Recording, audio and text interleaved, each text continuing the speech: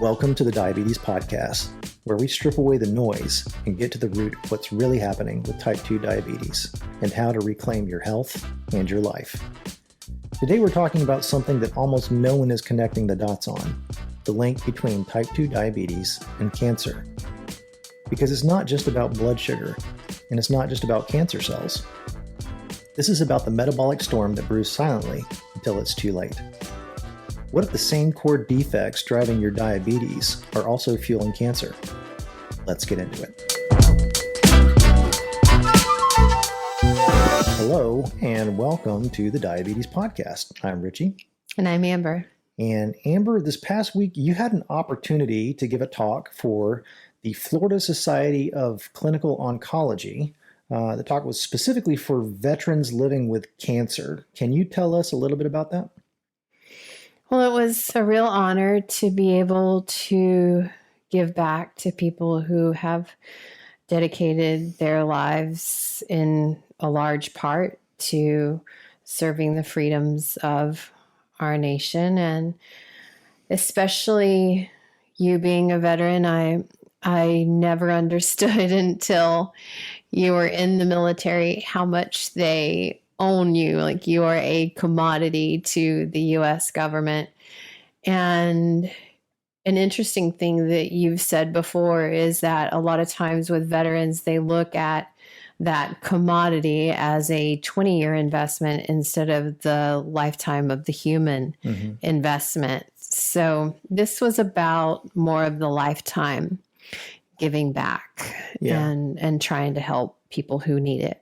And just my 2 cents with the veterans population at about, so I think the most recent information from like the Millennium Cohort study was at somewhere between 25 and 27% incidence of type 2 diabetes versus 11% in the general population. Yeah, it's pretty. We love our phenomenal. veterans, and this is a particular group of the population that is very disproportionately affected by type 2 diabetes, and come to find out that is disproportionately affected by cancer as well. Yeah, and a lot of that is age. Yeah. Age is you're gonna skew results if you're looking at an entire population throughout the age range versus veterans are typically an older age group. So yeah. So in getting into this, I think typically with our podcast structure, we talk about normal physiology, like what's the normal state of the body. And so I thought we'd do the same thing and start there. And in a healthy body, we've said this, I think, no less than 4 or 5 podcasts now, but I think repetition is really how you can master knowledge of a thing. And if nothing else comes across, I would love for people to know that it's insulin that helps the cells of the body take up glucose for energy and also regulate growth signals in the body. And where it comes into normal physiology as it pertains to cancer. I'm sorry. Can you maybe get a little bit more into growth signals, what that is? Because I don't think we've talked about that before. Well, there's insulin, like growth factor, like insulin is an anabolic hormone, meaning it leads to the building up of things like storing of energy, stuff like that. So yeah, it regulates growth signals in that way. And the immune system identifies and eliminates abnormal or damaged cells before they multiply. So as it relates to cancer, the normal physiology of the immune system are your killer T cells, your macrophages, like eating up any bacteria, any viruses it sees as you shouldn't be here, and clearing that out. And inflammation is a way in which it does that. And it's really a tightly regulated process in your body. And oxidative stress is kept in check by your body's own antioxidant defenses. So in the past, we've talked about oxidation being kind of like a metal chair left out in the rain over time. And antioxidant defenses are as if you were to come and put a spray paint primer over that so it doesn't do any further damage. So kind of cleaning it up.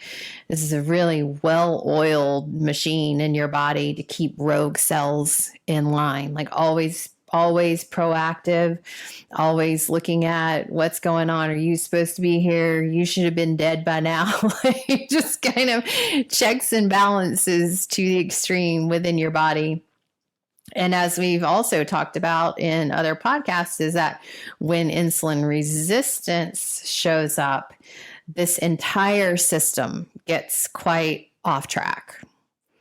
So when we move that over into diabetes and cancer risk and what's going on with that, I think we'll start with the fact that people with type 2 diabetes have a 20 to 25% higher incidence of cancer. And, there's so many different cancers, but it's really especially true when you're talking about certain cancers like liver, pancreatic, endometrial, colorectal, breast, and bladder cancer. Those are ones that are really affected more by somebody having type 2 diabetes. Okay. Why is that? Well, the science really points to that insulin resistance. And anytime you have insulin resistance, you have an increase in insulin production. And that's called hyperinsulinemia. So that's just translation to more insulin or an increased amount of insulin in the blood. And you'll get these chronically high insulin levels. Speaking what you were asking about growth hormone before, they act like growth hormone, and insulin like growth factor 1 stimulates cell growth and it inhibits cell death. And that's important because with cancer, you have your genes of a cell, and it's just kind of turning on or off different switches. And you really don't want any kind of mutation or damaged cells to survive and divide. But when you're inhibiting that checks and balances to get rid of any mutated or damaged cells, that can be a problem.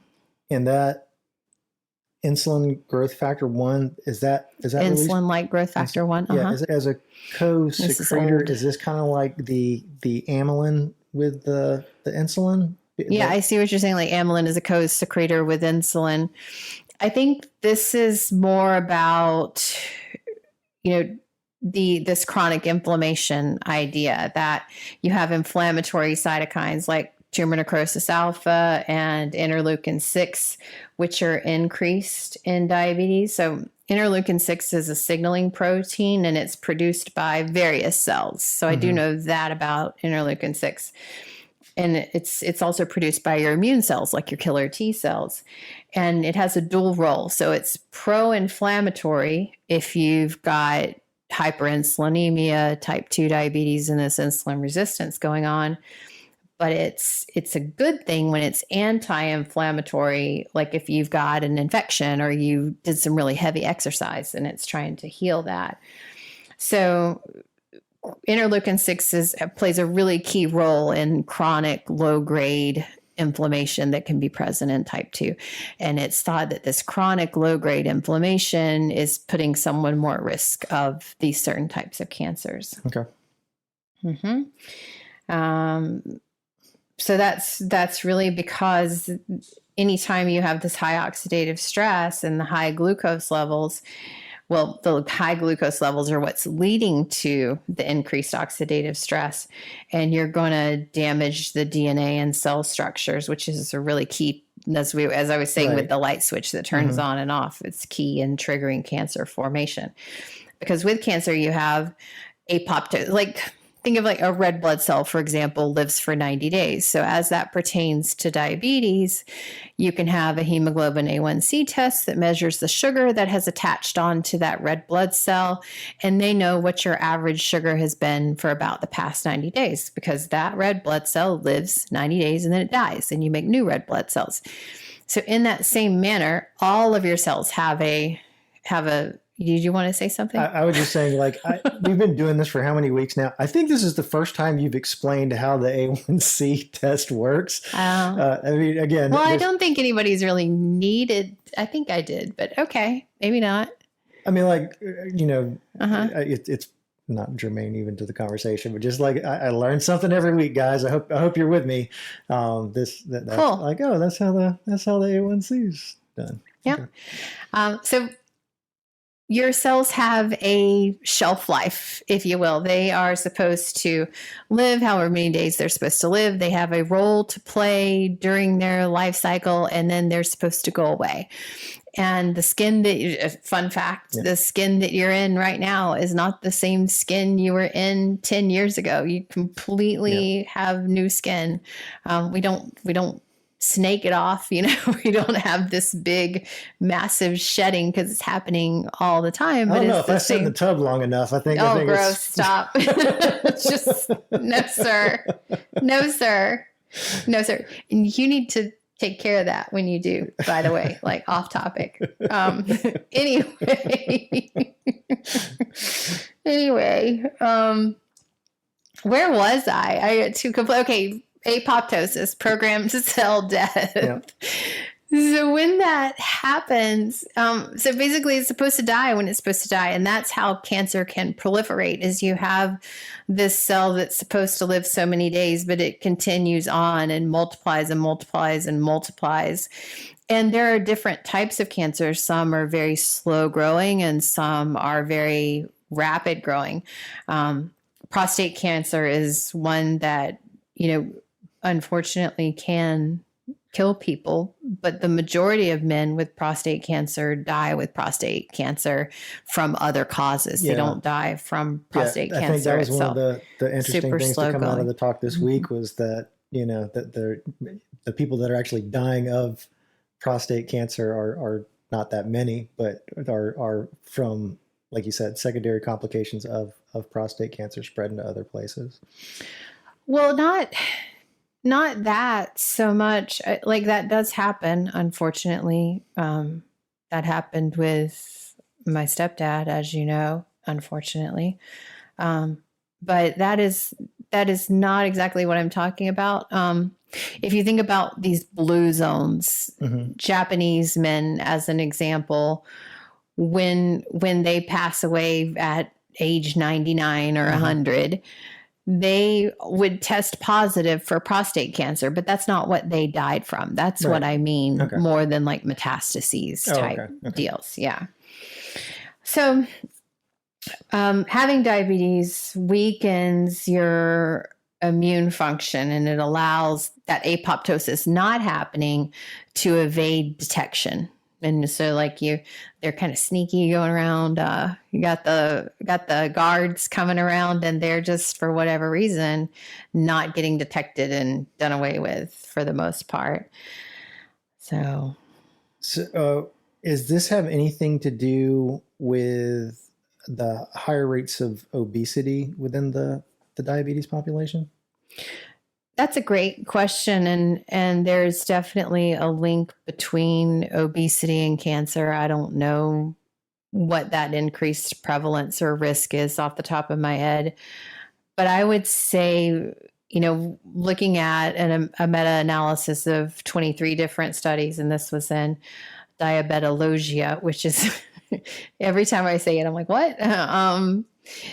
People who had type 2 diabetes had significantly higher rates of both cancer incidence and cancer-related mortality, and that was independent of obesity in those studies. So it's really not about being overweight. It is about that metabolic dysfunction. It's about the inflammation, the insulin resistance, all of that that's going on. Like, that's really it. Full stop. So are there any diabetes medications that, I guess, either reduce the risk or are also effective against cancer? Yeah, it's funny because you would think right off the bat, yes and no, right? You would think if it helps reduce insulin resistance, it could help mitigate cancer. But there's really strong evidence with metformin that, metformin has very compelling evidence about reduced cancer risk. So metformin lowers insulin levels. There's some debate about if it can improve insulin sensitivity, but in general, we would say yes. But the mechanism by which it's thought to inhibit cancer cell growth is by activating AMPK, which is the body's energy sensor. Is metformin's, I guess, ability to mitigate some cancer risk, is that why, and please don't shoot me, some influencers have been advocating for taking metformin even if you're not diabetic? Is that a... I'm not familiar with them doing that. I mean, that's interesting because that would actually be an influencer. I think it's in the longevity space more than like the get really fit and cut space. Okay, that makes sense. I've read some folks are advocating for that as kind of your daily stack of pills, for lack of a better description, to try and live forever. Well, I mean, I believe, if memory serves, that there was a study just looking at people in general. Well, I don't know how that could be so, because it'd be hard to get metformin without a diagnosis of pre-diabetes or diabetes. But I believe there was a study, because you can get special exceptions for studies, looking at metformin with people without cancer, and just in general, it did reduce cancer incidence. So what I do know is that there was a study in the Lancet Oncology, which found metformin users had a 54% reduced risk of pancreatic cancer compared to non-users. That's 54%, that's huge. And then there was another systemic review that showed a 30% lower cancer-related death rate among people with diabetes taking metformin. So it matters because, yes, people want to get off medicines. And I think in many ways, I don't know exactly who's doing it. I've seen a couple of them, and I think this is maybe Berbering's entire marketing. I don't know, but I have talked to so many people who are afraid of metformin, who have heard of metformin being demonized as causing cancer, which I find interesting, because overwhelmingly the research shows the opposite of that. But it's definitely something I hear really often, that I want to get off metformin. And I think honestly, it's easy to demonize something that gives you diarrhea constantly. Yeah. I mean, let me get off of this medicine, because that is the number one side effect for people who were put on the maximum dose right off the bat. You're going to live on the porcelain throne. And I don't really know why that is so prevalent, that I see people being afraid of metformin. But yeah, I mean, people want to go off of medicine, period. But if you're on metformin and you're working towards diabetes remission, awesome. And maybe, once your blood sugars are controlled, you could talk to your doctor about getting off metformin. But if you are off track and your blood sugars are too high, metformin can definitely be a tool to use to buy you time while you correct the underlying dysfunction through movement and medication. Yeah. That's kind of our whole premise, is that if you're on medication and you want to have diabetes remission, you just don't cold turkey your medication. You change the habits first. You have to get into the behaviors that would allow you to come off of the medication before you get off the medication. I think we've been pretty consistent with the medication as a crutch analogy. It's useful to help you heal, but there's a lot of rehab work that has to be done in order to enable you to come off the crutches. The idea is not to be Tiny Tim forever. All right, Amber, can we pivot just a little bit to kind of common things that we see in people that develop diabetes and cancer? Are there some common pitfalls? Are there some behaviors that are aggravating both of those diseases? Yeah, I think before answering that, I just want to do a disclaimer, because I want to be very, very clear that none of this is about any failure on the individual. Yeah, nobody seeks to develop diabetes or cancer. Yeah, exactly. But I think that, one of the gentlemen yesterday said regarding his cancer diagnosis that he went into his doctor having some symptoms. And the doctor was like, yeah, we'll do some labs, blah, blah, blah. And then 3 months later, the labs come back decently normal, you know?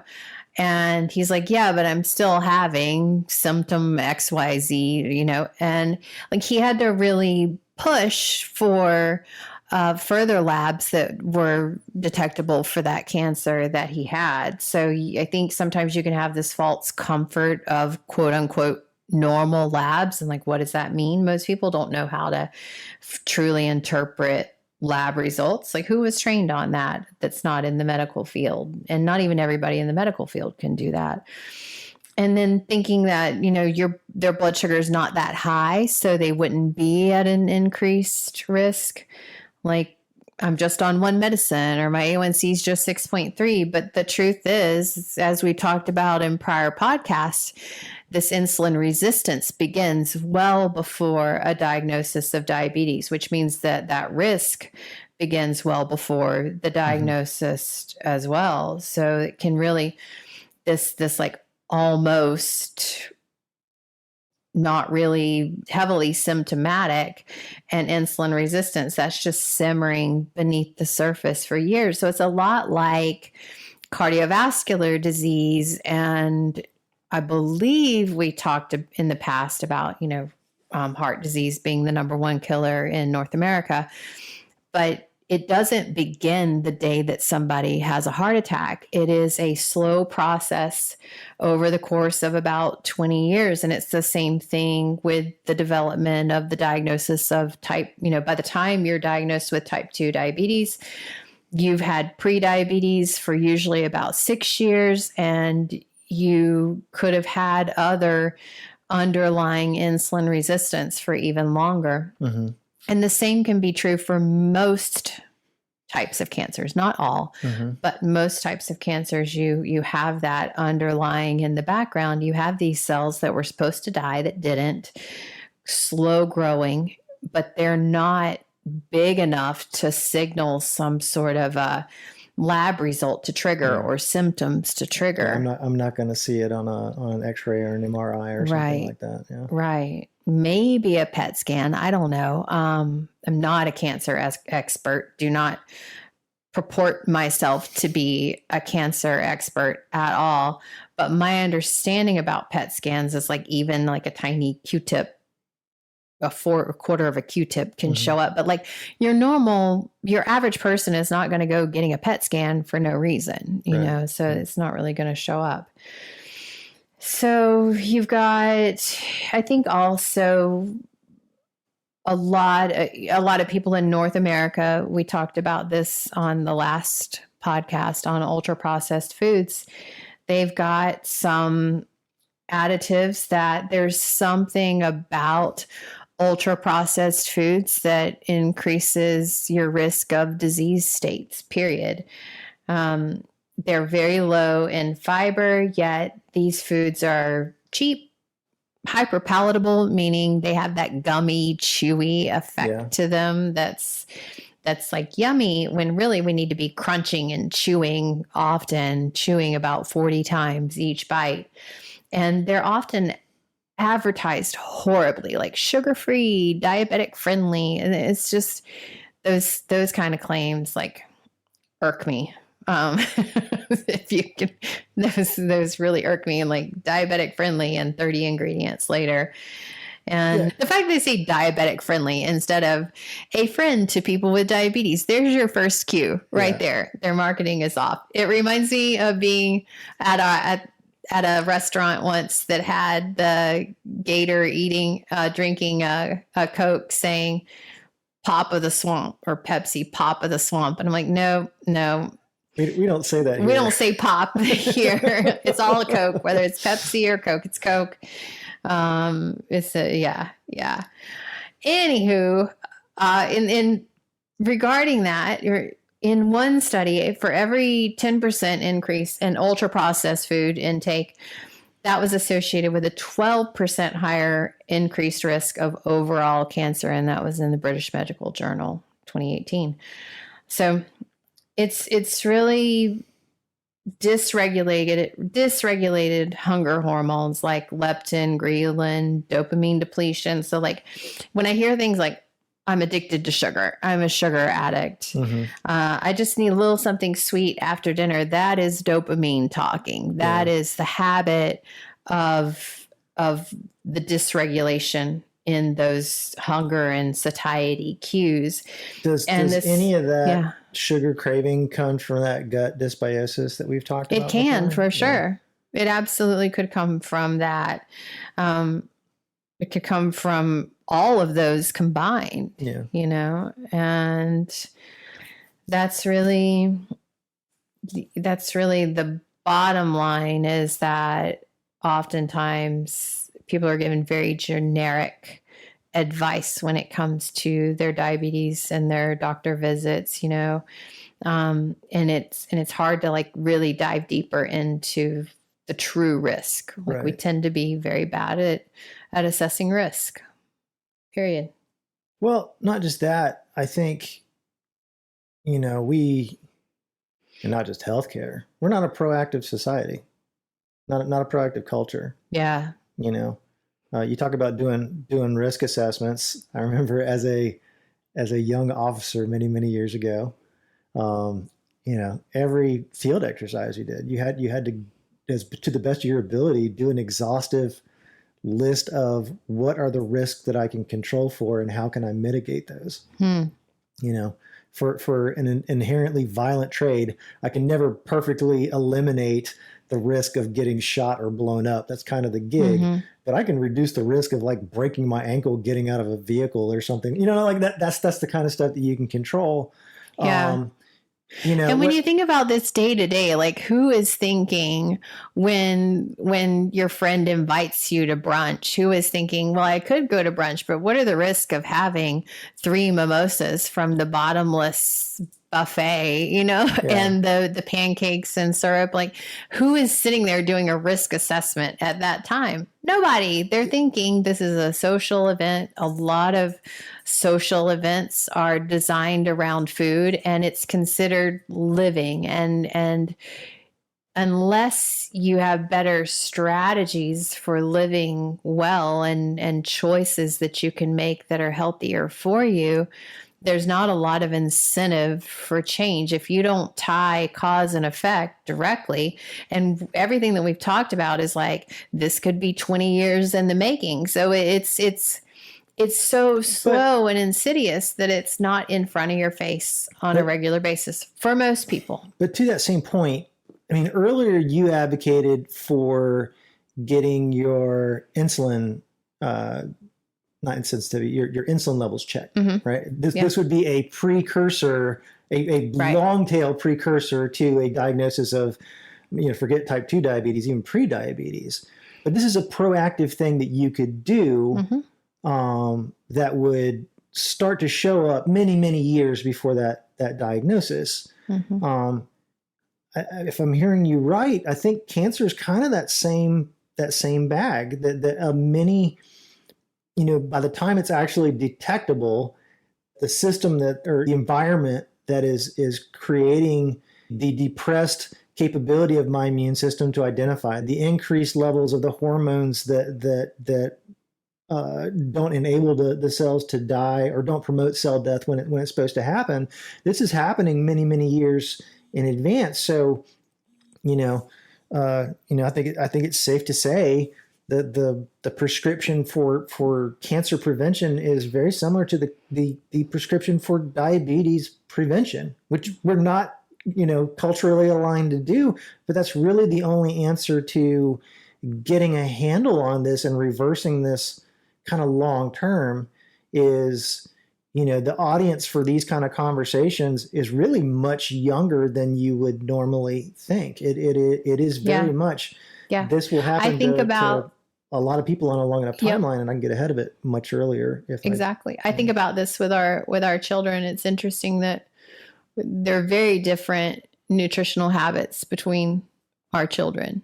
And I think about when they choose foods that, because we allow them to be completely in choice with their foods. And listener, let me tell you, this pains Amber on a weekly basis. Like she has some degree of grief with me making some occasional bad choices. I'm getting better. But yeah, the kids they're kids. They want to eat what their peers are eating, and we very often, even us in a house with abundant education in food and healthy science, choices. Like we're more of an ingredient household, meaning it's still a weekly battle to get the good stuff into the kiddos. Yep. We have ingredients, and you can always combine those to maybe not have the most healthful end product sometimes. But anyway, I think that it's in that whatever they're eating. My point was that whatever they're eating now will very likely follow them throughout their adulthood. The tastes that you acquire as a child, which is why I'm hoping, I really worked hard when they, years 1 to 3, I worked really hard getting lots of fruits and veggies and beyond that, of course, but like really, really specifically working hard during that time frame to get their taste buds liking fruits and veggies. And I will say this, Amber, they have way more exposure to Brussels sprouts than I did at that age. So you can't win them all. But you are definitely winning on the cruciferous vegetable front. Yeah, all you can do is offer it, right?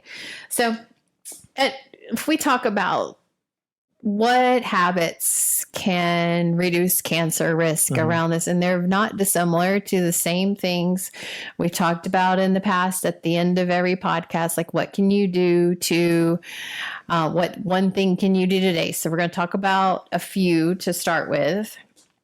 And if you really want to reduce your risk, eating more plant-based food, eating real foods instead of ultra-processed, sugar-added, sugar-fat foods. So build your, what can you add? Remember, what vegetables, beans, whole grains, berries, nuts, what can you add to that meal to increase the fiber content?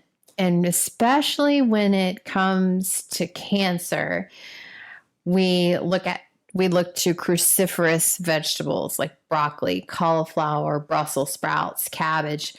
These are especially protective as they contain a compound called sulforaphane. This is one more time? Sulforaphane.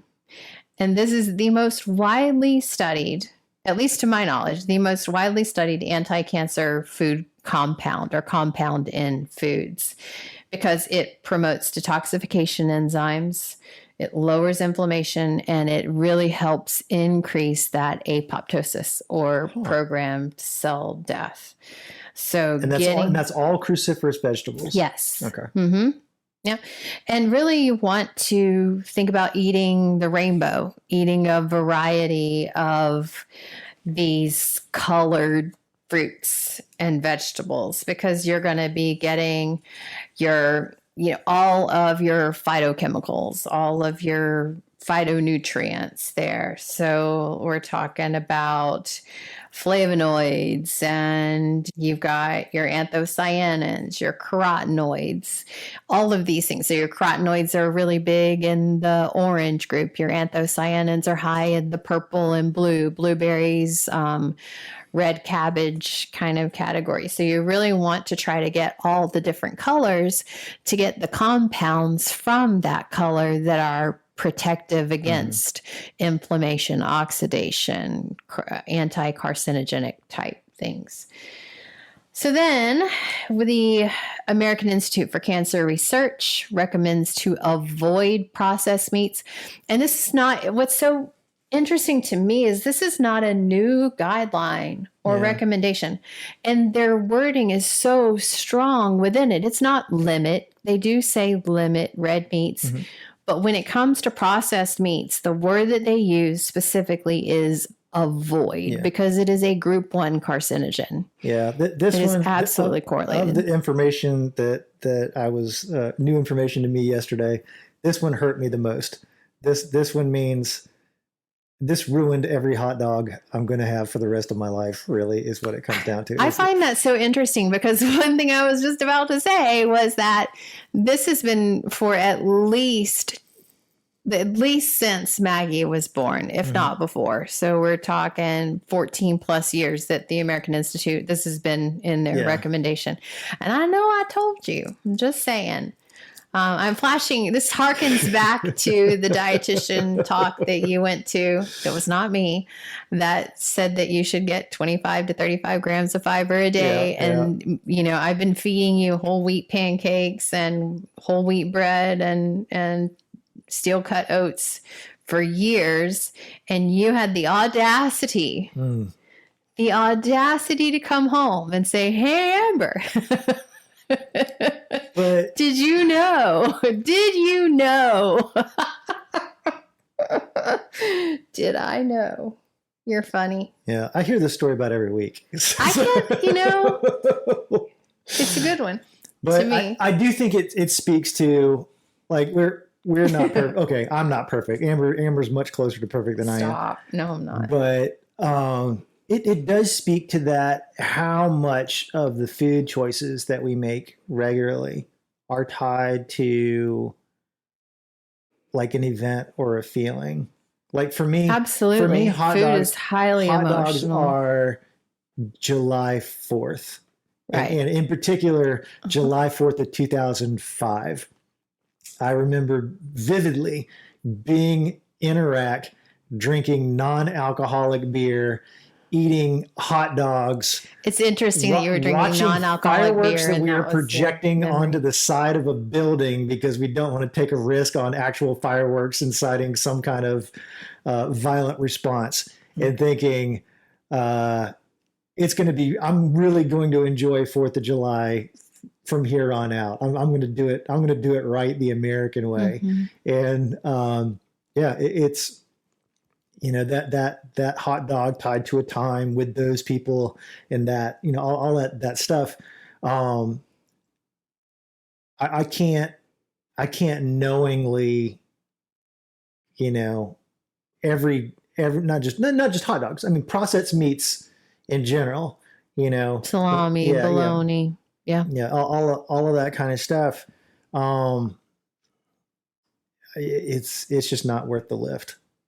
Or it's increasingly not worth the lift anymore. It doesn't taste that good, I think, to offset the right. I mean, risk. A hot dog is not a filet mignon, for Pete's sake. I mean, they are not created equal in many respects. Well, not the same. To illustrate how much you've kind of developed my palate, I really look forward to the sauerkraut most on the hot dog. That's kind of the new, you know, the new thing I get excited about. But I'll find another way to get some. Now let's be specific. You haven't been having sauerkraut on a hot dog lately. You've been having sauerkraut on a Beyond hot dog. Yeah. So there was a question in the talk yesterday about, is that really better, the Beyond meat, the Beyond things versus the meat when it comes to cancer? And it definitely depends on who has made it, but I think Beyond and certain other companies have really looked at who their market is. And their market are people who are trying to eat healthier, who are trying to still have the taste and flavor of meat products without the harmful ingredients. Like it used to kind of, I think there's been a shift, and I don't want to get too far off topic, but there's definitely been a shift between most vegans 20, 30 years ago. Not all, most were more because of animal rights activate, you know, really more about not killing living beings.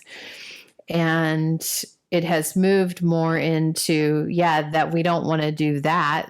You know, cows are cute little creatures. Pigs are more intelligent than dogs, and we all love dogs in this country. So it's not just that. It's more about the health benefits with moving more to plant-based, and the overwhelming research regarding plant-based diets or Mediterranean diets on health And I want to have my 4th of July. I want to have these traditional foods. So typically they're about the same. The only thing they tend to have more is salt. But by the time somebody grills a burger and adds the salt and seasonings, it tends to be about the same amount. So if you look at the ingredients, yeah, it might still be 10 or to 12 ingredients long, but usually they are things that you would find in your pantry at home. Yeah. And remember that an ultra processed food that by definition would be what you would not find in your pantry at home. Yeah. So I think the takeaway is it's not a great life-changing choice. I'm not going to revolutionize my health by eating this product, but it is a less bad. Is that a way to describe it? It is a choice. Yeah. That's the main thing, is that it's nice that there are products on the market that are tailored to people who are looking to have health while still enjoying their American foods, while not having to compromise one for the other necessarily. And being in choice, which is very, very important with freedom, period. Big freedom person here. So moving down the line of like things that you can do to protect against cancer, and also, as it turns out, type 2 diabetes, would be prioritize fiber. Like really, the whole reason I told the story of you saying, hey, Amber, did you know? Men should be getting about 36 grams of fiber a day. And truthfully, I know for women, the minimum recommended is 25, but I think that women could also aim for that. I think 30 to 50 grams a day is a really good goal if you're trying to be protective against cancer. And the big thing is that fiber binds excess estrogen and supports the gut microbiome. And these are both protective things against cancer. Kind of a personal note, since doing the Fiber is the New Protein podcast, my record is 96 grams in one day. And two things to take away. First off, I didn't die. There was no hospitalization required. That's good. And but the other is, and this really is significant. It took some work, but I was definitely not hungry. Yeah, it's hard to eat 100 grams of fiber a day and be hungry. That's the truth. No, even though total calories for the day, I think, were still under 2,000. Like there was not a lot of desire to snack throughout the day. There was not a lot of desire to gorge at dinner or any of that other kind of stuff that goes with just poor meal planning throughout the day. So it was intentional. You don't accidentally consume that much fiber, but disclaimer: you don't go from 0 grams to 100 grams in a day. Do not do that. There was a building, but again, I learn something every time that we do these podcasts. This is. I hope other people do as well. Yeah, I'm hoping everybody else listens and applies the lessons. But to some degree, I feel compelled to test the limits, for lack of a better description. If this is good, where does the return stop? At what level? If 50 grams is good as 100 grams. 50 grams is probably okay. I don't know that I would advocate it because it was. I tend to get about 40 to 50 grams a day, sometimes 60, it depends. And it really is, what I've noticed in myself is it is very highly correlative to how much beans I get in a day. Yep. Yeah. So you want to move, move every day, move. Doesn't mean every day you have to go out and do something highly aerobic and get more than 10,000 steps. It's a great place to be, but it's whatever you can do to move. So the American Institute for Cancer Research recommends 150 minutes a week. That has been shown to reduce cancer prevalence, the risk of cancer. So, which prescriptive wise, really what that means is 30 minutes a day, 5 days a week. I'm going to be even more prescriptive. Low hanging fruit, no equipment, walk 2 miles a day. And it doesn't have to be concurrent. You could break it up over the morning and the evening is what. And it's better after meals, which we've talked about before. If you were huffing, you're doing a good pace. That's a 15-minute mile. So if the goal is just work yourself up to 2 miles over the course of a day, that's your 30 minutes. And if you do that 5 days a week, it'd be great if you could do it 7 days a week. I don't think you can and I overdo think that. But. If you can count your steps, what I've noticed with me is on what I would call a bad day, or on a day where I'm more sedentary, if you will, I'll get at least 4,000 steps minimum, which is not hard to do. Like just daily, get up, get a snack, get ready for work, those sorts of just regular movement. It's at least 4,000 steps. And 4,000 is going to be about, it's a little bit less than, but it's going to be close to that 2 mile kind of marker there. And then on days where I run, on days where I'm more active, it's usually about 12,000 steps a day. Okay. Sometimes more, but that's, and I think that would definitely fit. I know my exercise and movement fits those guidelines. So just 30 minutes, 5 days a week is a way to hit that. And then we got to talk about sleep, stress, those things. So really want to prioritize 7 to 9 hours of sleep a day, and use tools where you need it, turning off screens before bed. And there's some inconclusive evidence about screens before bed, but I think in general, the bed is for sleeping. That's where you go to relax and calm down and not like get amped up or worked up. So breath work, counseling, support groups, trying to potentially use glass instead of plasticware, especially if you're heating it. Those things can help. Just trying to look at what chemicals are coming in your body. And I say that to say that water is a chemical. Everything is a chemical. I'm talking about plastics and microplastics and heavy metals from fish, like looking at where things are coming in that hopefully you could do some things to mitigate that. So if you're on the road to remission, if you have made a decision and decided I want to put diabetes into remission, and I think everybody at least says that they want that, whether action is taken in that direction or not, or if you're someone who is listening to this to support a loved one who is dealing with this, like really, the question to ask is, are you on the road to remission? The same thing with cancer. Am I feeding my body in such a way that makes it uninhabitable for cancer? Or are you drifting towards somewhere else? Are you letting the day-to-day get in the way of your larger goal down the road? Like really look at, is what I'm doing day in and day out supporting getting out of where I don't want to be? Right. And really looking at where you want to be, keeping it in the positive terms. Like, this is what I want, and calling into your life the things that you want and focusing on what you want to have happen. That's the thing. So any of those that we talked about, movement, increasing, where can you add fiber? Where can you add fruits and vegetables? The majority of people are not getting 5 to 9. That's another American Institute for Cancer Research. 5 to 9 servings of fruits and vegetables a day is the recommendation. Yeah. So action plan for the week. What is one kind of sort of simple, low-hanging fruit that you would recommend to reduce the risk of both diabetes and cancer? If you had to pick one. Well, I just gave 3. Right, but what's the big one? Well, so I would say a half cup of beans. I've said this. I've picked this one before a couple of times. Add a half cup of beans into your diet. Okay. It's all about that magic fruit. Richie's like, I wish she hadn't have picked that one.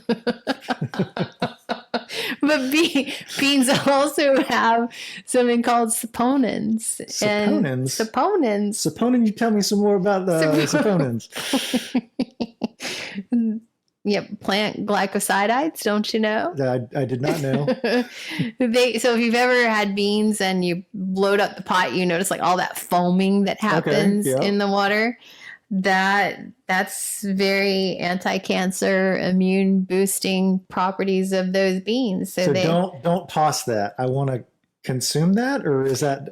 No, you can, because usually you want to rinse the beans and then cook them in fresh water. That's kind of like overall guidance. You still have tons of saponins in there, even without that.